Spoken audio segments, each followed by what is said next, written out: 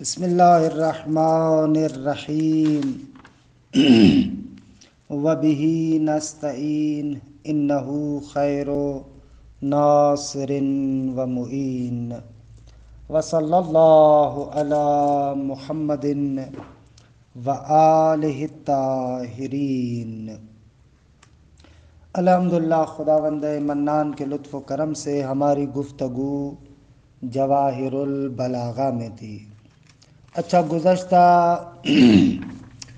جلسے میں عرض ہوا کہ فصاحت کلام اس کلام کو فصیح کہتے ہیں کہ جس کے اندر 4 قسم کے عیوب نہ ہوں۔ ایک، مفردات کا فصیح نہ ہونا۔ 2، ضعف تألیف۔ 3، تنافر کلمات۔ 4، تعقید۔ بعض حضرات کا ماننا ہے کہ 2 اور عیوب بھی ہیں، ان سے بھی کلام کو منزہ ہونا چاہیے۔ پہلا عیب ذکر کرتے ہیں کثرت تکرار، یعنی ایک ہی لفظ کو چند مرتبہ آپ کلام میں ذکر کریں۔ خوب، اس سے بھی کلام فصیح پر حرف آتا ہے کہ اس لیے مثال دیں گے یہ۔ اور دوسرا عیب تتابع الاضافات، پے در پے اضافہ ہو۔ خوب، یہ بھی کلام کو خراب کر دیتا ہے۔ کلام کے اندر یہ 2 طرح کے عیوب بھی نہیں ہونے چاہیے، ایک ہی لفظ کا چند مرتبہ تکرار یا پے در پے اضافہ جات۔ خوب، اس سے بھی کلام فصیح خراب ہو جاتا ہے۔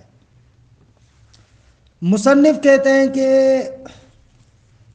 حق کے مطلب یہ ہے کہ کثرت تکرار یا تتابع الاضافات سبب بنے کہ کلمات میں تنافر پیدا ہو جائے، ادا کرنے میں سنگین اور سخت ہو جائے، تو فصاحت کے برخلاف ہے۔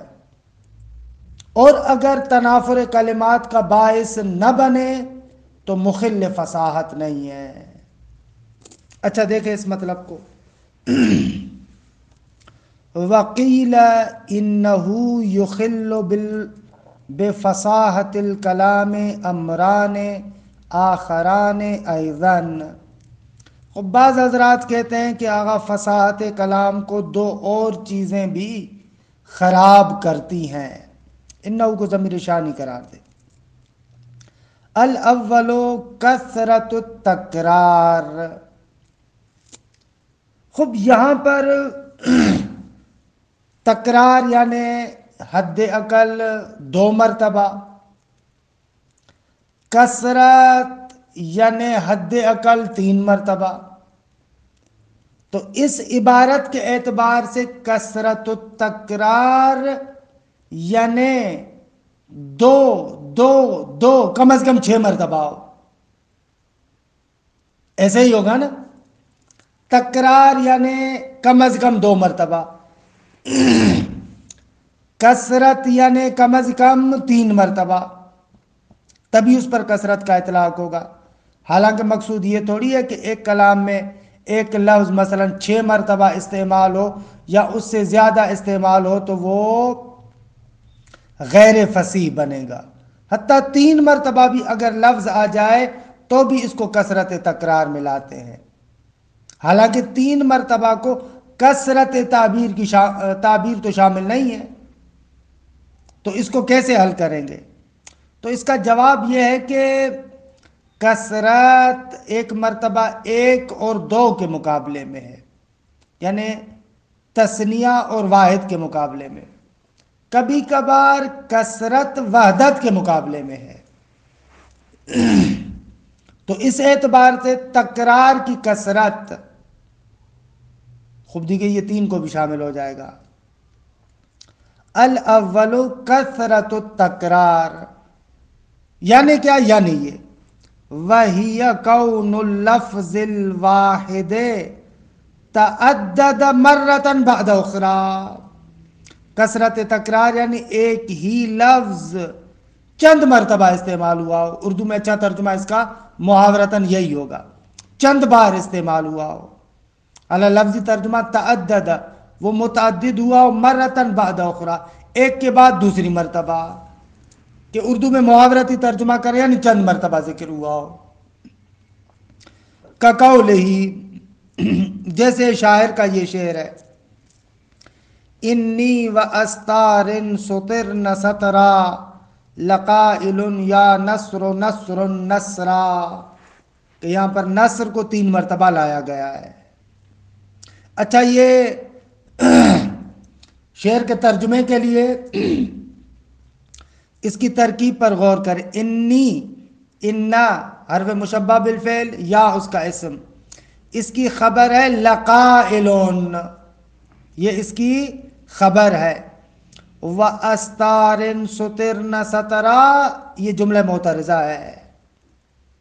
یعنی ایسے انی بے تحقیق میں، لقائلن کہنے والا ہوں، کیا؟ یا نصر نصر نصرا، یہ کہنے والا ہوں. اچھا، یہ جملہ معترضہ کا معنی کیا ہے؟ انی و استارن، سطر کی جمع ہے.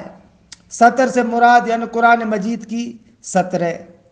قسم ہے مجھے قرآن مجید کی سطروں کی کہ سطر نہ سطرا، کہ ان کو لکھا گیا ہے جیسے لکھنے کا حق ہے. مجھے قسم ہے قرآن کے ان سطروں کی. انی لقائلون، بے تحقیق میں کہنے والا ہوں، کیا؟ یا نصر نصر نصرا، کہ اس کی بھی ترکیب مغنی باب رابع میں مختلف طریقے سے آئی، اس اعتبار سے معنی مختلف ہوگا.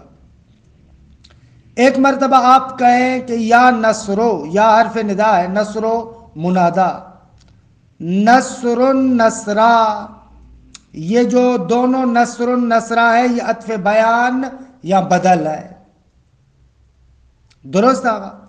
نصرا کو منصوب پڑا ہے نصروں کے محل پر تابعیت لاتے ہوئے، کہ محلن یہ ادو کا مفعول ہے، تو اس اعتبار سے اس محل کی تابعیت میں نصرا پڑا ہے. یعنی میں کہنے والا ہوں اے نصر.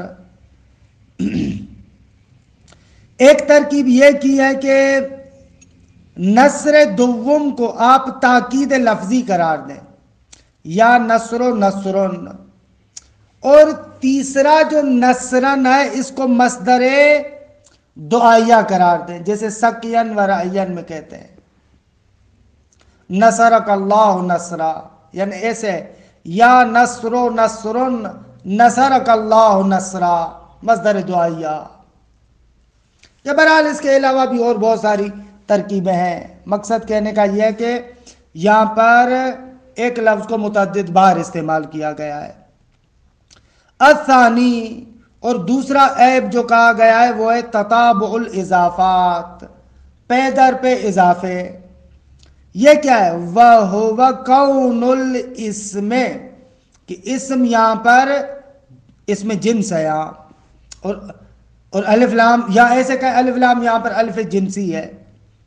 وَهِيَ قَوْنُ الْإِسْمِ، یعنی جنس اسم، مضافاً اضافتاً متداخلتاً، یعنی جنس اسم یعنی کچھ اسم اضافہ رکھتے ہو، اضافہ متداخلہ، ایک دوسرے کی طرف، دوسرا تیسرے کی طرف، تیسرا مطلب چوتھے کی طرف. کقول ابن بابک، بابک یہ غیر منصرف ہے، علم ہے اور اجمی ہے. خوب شعر یہ ہے، حمامت جرآ حومت الجندلی اسجئی فانت بمرءن من سعاد و مسمعی، کہ شاعر کی محبوبہ ہے سعاد، تو اب ایک کبوتر، کہ اعلیٰ اس کبوتر کا جو اصل گھونسلہ ہے وہ جنگل کی ریتیلی مثلاً زمینوں میں ہے، لیکن فرض کریں کہ اچانک سے وہ اس کی محبوبہ جو سعاد ہے اس کے گھر کی دیوار پر وہ کبوتر بیٹھا ہے، تو سعاد اس کبوتر کو سن بھی رہی ہے اور دیکھ بھی رہی ہے۔ تو یہاں پر یہ شاعر اس کو کہہ رہا ہے حمامت یعنی کبوتر، جرآ کہ یہ جرآ جو پتھریلی زمین ہے، حومت الجندلی، حومت الجندلی کا معنی بھی جو ذکر ہوا ہے یعنی جو بیابان ٹائپ ہوتا ہے اس قسم کی زمین کو کیا کہتے ہیں، یہ نام دیتے ہیں۔ درست ہے آقا؟ اب آئے ذرا اس شعر کا ترجمہ کہ روشن ہے کہ شاعر کہتا ہے کہ اے مثلاً بیابانوں کے شنزار زمین کے کبوتر، یعنی پتھریلی زمین کے کبوتر، اس جئی تم اپنی آواز نکالو۔ وہ جو کبوتر اپنے خاص انداز سے آواز نکالتا ہے اس کی بات کر رہے ہیں۔ درست ہے آقا؟ یعنی اس جئی حمامت جرآ حومت الجندلی، یہاں پر اضافہ دیکھیں، مسلسل پیدر پہ یہاں پر کیا ہو رہا ہے، اضافہ ہو رہا ہے۔ خوب، حمامہ مضاف جرآ کی طرف، جرآ مضاف حومہ کی طرف، حومہ مضاف جندل کی طرف۔ اے پتھریلی زمین کے کبوتر تم آواز نکالو، فَأَنْتِ بِمَرْأً مِّن سُعَادَ وَمَسْمَعِ، کیونکہ تو سعاد کے مرآ دیکھنے کی جگہ پر بھی ہے، وَمَسْمَعِ سننے کی جگہ پر بھی ہے۔ یعنی کہہ رہا ہے کم از کم مجھے نہیں دیکھ رہی، مجھے نہیں سن رہی، تجھے تو دیکھے اور سنے۔ یہاں پر تتابع اضافات ہے کہ جو اس کو فصاحت سے گرا دیتا ہے۔ خوب وقیلا، عرض کیا کہ قیلا برحال اس قول کی تمریز پر تو ویسے ہی دلالت کرتا ہے، ضعف پر تو ویسے ہی دلالت کرتا ہے، تو مصنف کہتے ہیں ورد، اس بات کو رد کیا گیا ہے کہ بابا کثرت تکرار اور تتابع الاضافات مستقل عیوب نہیں ہے۔ ورد بأنہما ان اقترنا بتنافر الکلمات، اگر یہ دونوں کثرت تکرار اور تتابع اضافات تنافر کلمات کے ساتھ مل جائے تو فل اخلال منہ، تو پھر اخلال اس تنافر کلمات کی وجہ سے ہوگا۔ وَإِلَّا، اگر تنافر کلمات کے ساتھ نہ ملے، فلا اخلال، تو پھر یہ مخل فصاحت نہیں ہے۔ فَهُمَا لَا يُخِلَّانِ بِالْفَصَاحَةِ، پھر یہ دونوں مخل فصاحت نہیں ہوں گے۔ خوب، یہ بھی ایک دعویٰ انہوں نے کر دیا، دلیل تو یہ نہیں ہے کہ بھئی آپ کیسے کہہ رہے ہیں کہ کثرت تکرار اور تتابع اضافات بذات خود مخل اضافہ نہیں ہے۔ انہوں نے کہا مخل فصاحت ہے، آپ کہہ رہے ہیں کہ مخل فصاحت نہیں ہے بذات خود، اگر ان کی وجہ سے تنافر کلمات ہو تو مخل ہیں وگرنہ نہیں ہے۔ خوب، یہ آپ نے بھی دعویٰ کیا، انہوں نے بھی دعویٰ کیا۔ خوب، دلیل اس طریقے سے ہے کیونکہ آگا کثرت تکرار اور تتابع اضافات کلام فصیح میں آیا ہے، لیکن اس کی فصاحت کو کسی نے چیلنج نہیں کیا۔ مثلا قرآن مجید میں آپ دیکھیں کثرت تکرار، سورہ شمس میں وَنَفْسٍ وَمَا سَوَّاهَا فَأَلْهَمَهَا فُجُورَهَا وَتَقْوَاهَا۔ خوب، ہاں کتنی مرتبہ آیا ہے، گنے 4 مرتبہ آیا ہے، لیکن اس کو کوئی بھی بندہ خلاف فصاحت نہیں کہتا۔ وَنَفْسٍ وَمَا سَوَّاهَا فَأَلْهَمَهَا فُجُورَهَا وَتَقْوَاهَا، کثرت تکرار ہے لیکن خلاف فصاحت نہیں ہے۔ یا ایک اور سورہ شعراء کی آیت نمبر 19 کو پڑھیے گا، وَفَعَلْتَ فَعْلَتَكَ الَّتِي فَعَلْتَ وَأَنْتَ مِنَ الْكَافِرِينَ۔ فعل کا مادہ کتنی مرتبہ تکرار ہوا ہے؟ بس بذات خود کثرت تکرار مخل بالفصاحت نہیں ہے۔ خوب تتابع اضافات، مثلا سورہ مریم میں دیکھیں، كَذَلِكَ ذِكْرُ رَحْمَتِ رَبِّكَ عَبْدَهُ زَكَرِيَّا۔ ذکر رحمت کی طرف اضافہ، رحمت رب کی طرف اضافہ، رب کاف کی طرف اضافہ۔ تتابع اضافات ہے یا نہ؟ لیکن خلاف فصاحت نہیں ہے۔ ذکر رحمت ربک عبدہ زکریا۔ یا مثلا سورہ غافر میں دیکھیں کہ وہاں پر بھی 31 نمبر آیت میں بھی ہے۔ کہنے کا مقصد یہ ہے کہ دلیل اس طریقے سے دینی چاہیے۔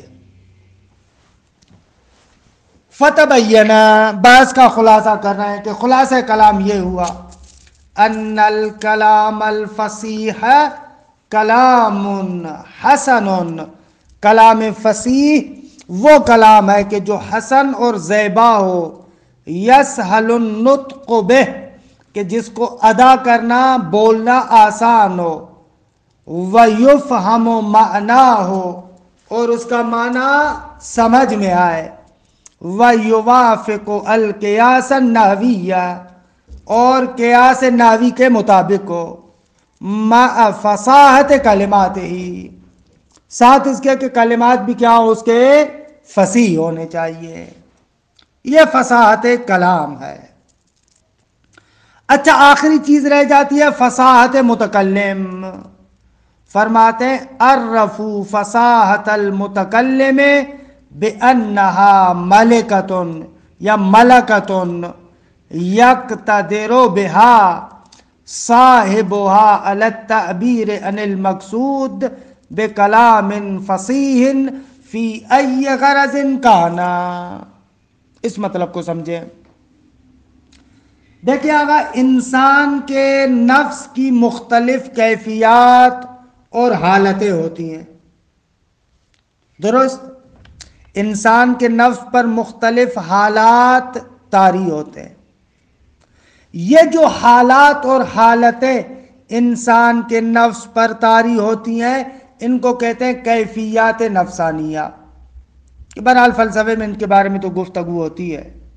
کیف نفسانی، یہ کیف نفسانی دو طرح کی ہے، یا جلدی میں زائل ہو جاتی ہیں، یا نہ انسان کے وجود کے اندر وہ چیزیں راسخ ہو جاتی ہیں۔ اگر جلدی میں زائل ہو جائیں تو ان کو فلسفے میں کہتے ہیں حال۔ کیف نفسانی ہے لیکن حال ہے، جلدی زائل ہو گئی۔ اور ایک کیفیت نفسانیہ ایسی ہے جو انسان کے نفس میں راسخ ہو جاتی ہے، مضبوط ہو جاتی ہے۔ اس کو کہتے ہیں ملکہ، کہ المنطق میں بہرحال کسی حد تک توضیح دیتے ہیں اس کی پہلے درس میں۔ فرماتے ہیں کہ فصاحت متکلم میں ایک ملکہ ہے، یعنی ایک ایسی راسخ کیفیت ہے کہ جس کی بدولت صاحب فصاحت جس مقصد کو بھی ادا کرنا چاہے کلام فصیح کے ساتھ ادا کر سکتا ہو۔ ایسے بندے کو کہیں گے فصیح، متکلم فصیح۔ کبھی کبھار کیا ہوتا ہے، کچھ افراد ہیں الفاظ کا رٹا لگا لیتے ہیں، بڑے بڑے فصیح و بلیغ قسم کے الفاظ کا رٹا لگا کر لفاظی آ کر بیان کرتے ہیں۔ ایسے بندے کو فصیح نہیں کہا جائے گا کہ اس نے رٹا لگایا ہوا ہے، بلکہ فصیح اس بندے کو کہتے ہیں کہ جس کے اندر یہ ملکہ حاصل ہے، بغیر تصنع کے، بغیر جو ہے وہ کہ لکنت زبانی کے۔ بعض ہوتے ہیں نا رٹا لگا کے آتے، رٹا اتنا مزے کا نہیں ہوتا، تھوک نگل نگل کے مثلا بات کرتے ہیں، نہ ایسے بندے کو بھی فصیح نہیں کہا جائے گا۔ فصیح وہ بندہ ہے کہ جو بغیر تصنع کے، بغیر بناوٹ کے، بغیر مثلا جو ہے وہ کیا زبان کی لکنت کے اپنے مقصود کو کلام فصیح کے ساتھ ادا کر سکتا ہو، ایسا بندہ کہلائے گا کہ یہ متکلم فصیح ہے۔ خوب دیکھیں عبارت کو، فصاحت المتکلم، عرفوا فصاحت المتکلم، فصاحت متکلم کی علماء بلاغیون نے ایسے تعریف کی ہے، بِأَنَّهَا، یعنی یہ فصاحت متکلم ملکتن، ایک ملکہ ہے، تصنع نہیں ہے، بناوٹ نہیں ہے، یقتدر بہا صاحبہا، کہ اس ملکے کے بدولت صاحب ملکہ یہ اقتدار رکھتا ہے، اس کے اندر یہ طاقت پائی جاتی ہے، اقتدار ہے۔ کس بات پر اقتدار اور قدرت ہے؟ علی التعبیر عن المقصود، کہ اپنے مقصود اور مراد کو بیان کرے، بے کلام فصیح، کلام فصیح کے ذریعے سے، فی ای غرض کانا، یہ فی ای غرض خبر مقدم ہے، کانا اپنے اسم اور خبر کے ساتھ متاخر ہے، کہ کانا کے اندر ضمیر ہے جو کلام کی طرف جا رہی ہے۔ فی ای غرض کان الکلام، کسی بھی غرض میں وہ کلام ہو، بغیر تصنع کے وہ اس کو بیان کرتا ہو۔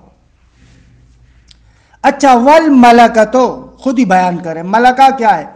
کیفیت راسخۃ فی النفس، ایک ایسی کیفیت ہے جو انسان کے نفس کے اندر راسخ ہے، توجب صدور الفعل المناسب لها عن صاحبها بسہولۃ، ایسی راسخ کیفیت نفس انسان کے اندر جو موجب بنتی ہے کہ کیا ہو؟ صدور الفعل، کہ فعل صادر ہو، المناسب لها، اس کیفیت کے ساتھ جو مثلا مناسبت رکھتا ہے، ان صاحبها، صاحب ملکہ سے، بسہولت، آسانی کے ساتھ۔ اسی لیے یہ جو بعض بزرگان کہتے ہیں کہ تقوی ملکہ ہے، ایسے نہیں ہے کہ انسان ایسے اچانک سے خیال ہو گیا، کبھی کبھار مثلا کوئی اچھا کام کر لیا، اس بندے کو متقی نہیں کہتے۔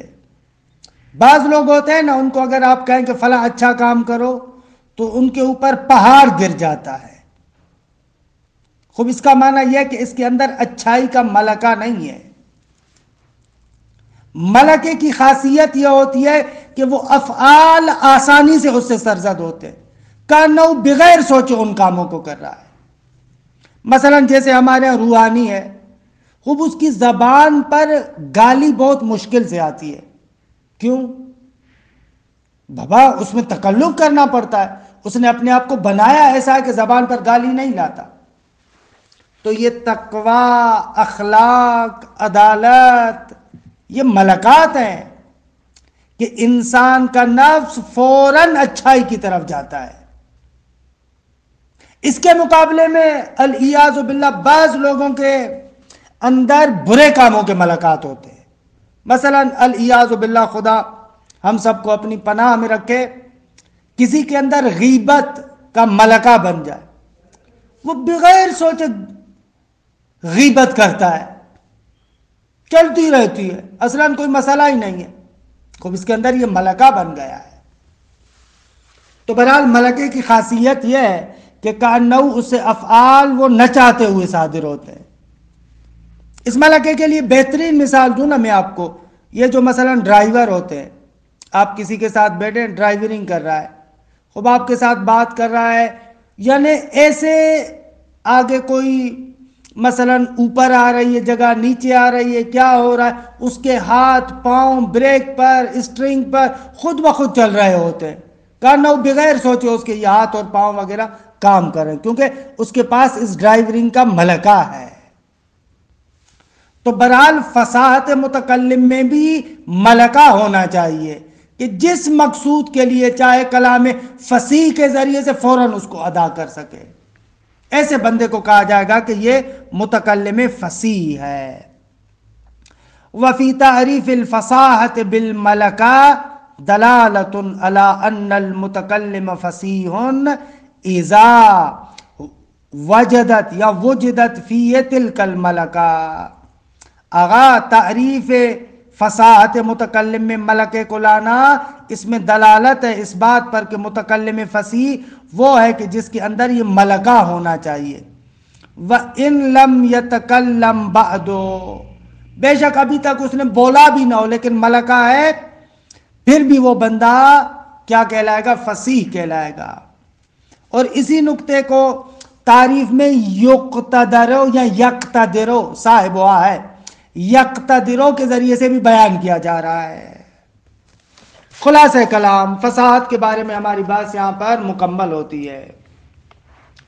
ایک جملہ صرف تنبیہ کے عنوان سے بات کے آخر میں کہوں. آغا فصاحت، جیسے کہ بعد میں ہم بلاغت کے بارے میں بھی کہیں گے، امور مشککہ میں سے ہے، یعنی فصاحت کے درجات ہے. ہو سکتا ہے ایک کم درجے کا فصیح ہو سکتا ہے ایک متوسط درجے کا فصیح ہو سکتا ہے ایک آخری درجے کا فصیح ہو. لہذا فصاحت امور مشککہ میں سے ہے، یہ نقطہ ذہن میں رکھیں. دو، یہ ابن اسیر کاتب نے ایک اچھا نقطہ لکھا ہے کہ اس کی طرف توجہ دلاؤں فقط، کہ اس کو سید سلمان حسینی نے منہاج البلاغہ میں لکھا ہے ابن اسیر کاتب سے نقل کرتے ہوئے کہ فصاحت امر اضافی ہے. ہو سکتا ہے ایک بات ایک زمانے کی نسبت سے فصیح ہو سکتا ہے کہ وہی بات دوسرے زمانے میں فصیح نہ شمار ہو. کہ بہرحال یہ جدید مباحث کے جو ادب کے مباحث ہیں وہاں پر یہ ایک عام نقطہ ہے، ایسے کہ یہ عام نقطہ ہے. تیسرا نقطہ، اگر متکلم فصیح کبھی کبھار اس کی زبان اٹک جائے، کبھی کبھار مثلاً بات کو اس طریقے سے نہ بیان کر پائے، تو اس صورت میں آپ یہ نہیں کہیں گے کہ یہ فصیح نہیں ہے. اگر اس کے پاس ملکہ ہے، کسی ایک مورد میں اگر پھنس گیا، مشکل نہیں ہے، یہ اس کے ملکے کے ساتھ منافات نہیں رکھتا. کیونکہ عرب کہتے ہیں نا کہ الجواد قد یکبو، خوبصورت بہترین گھوڑا بھی بہرحال دوڑتا ہے تو کبھی کبھار تھوڑا نیچے ہوتا ہے. الصارم قد ینبو، تیز ترین تلوار بھی کبھی کبھار کند ہو جاتی ہے، نہیں کاٹ پاتی. النار قد تخبو، اور آگ کبھی کبھار بجھ جاتی ہے. یہ ضرب المثل ہے کہ ان الجواد قد یکبو، ان الصارم قد ینبو، ان النار قد تخبو، یہ ضرب المثل ہے. بہرحال انشاءاللہ جلسے آئندہ سے بلاغت کے بارے میں گفتگو کریں گے. وصلی اللہ علی محمد وآل بیتہ الطیبین الطاہرین.